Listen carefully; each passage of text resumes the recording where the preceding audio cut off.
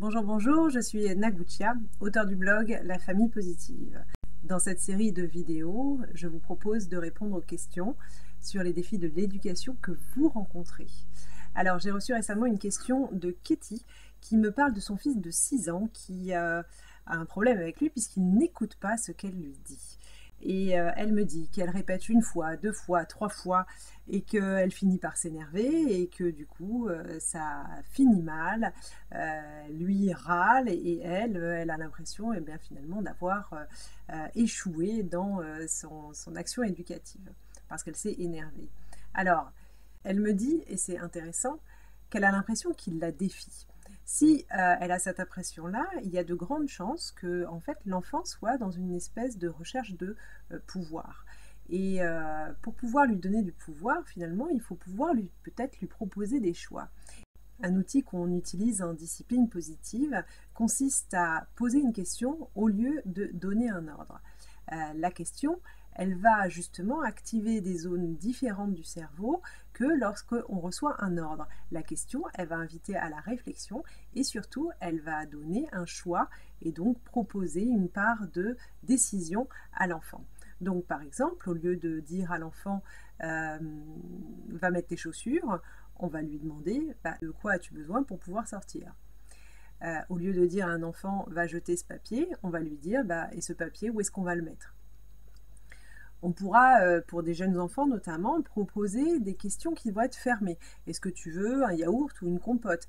Est-ce que c'est toi ou est-ce que c'est moi qui éteins la télévision? Est-ce que tu veux tes chaussures en toile ou tes baskets? Voilà, et en fait, à travers ça, on va finalement amener l'enfant à nous donner une réponse, parce qu'un ordre, finalement, ne suscite pas la réponse, alors que la question amène une réflexion et finalement amène l'enfant à répondre. Encore une fois, c'est au niveau cérébral que ça se passe. L'enfant n'active pas les mêmes zones de son cerveau lorsqu'on lui pose une question et lorsqu'on lui donne un ordre. Voilà, alors je vous propose d'essayer la prochaine fois que vous donnez un ordre, vous demandez quelque chose à votre enfant, 1 fois, 2 fois, 3 fois et que ça ne marche pas, eh bien de changer de stratégie et de basculer dans la question. Parce que cet outil-là, il ne veut pas dire que tous les ordres vont se transformer en question.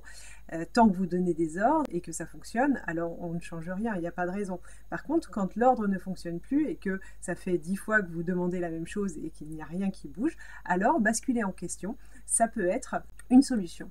Alors, une chose encore, c'est que le ton sur lequel on va poser la question, bien sûr, a son importance. Hurler une question va avoir le même effet que si je donne un ordre de façon autoritaire et très stricte. Alors voilà, je vous propose d'essayer la prochaine fois que vous donnez un ordre 1 fois, 2 fois, 3 fois et que ça ne marche pas, eh bien de basculer dans la question. Voilà, j'espère que cette vidéo vous a plu. N'hésitez pas à me laisser vos commentaires, à me dire comment ça se passe à la maison, si vous avez essayé, si ça a marché ou pas. Et si ce n'est pas encore fait, vous pouvez télécharger l'e-book Tout ce qu'il faut savoir pour être un parent positif, que vous trouverez en téléchargement dans un lien que vous avez sous cette vidéo. Je vous dis à très bientôt dans une prochaine vidéo.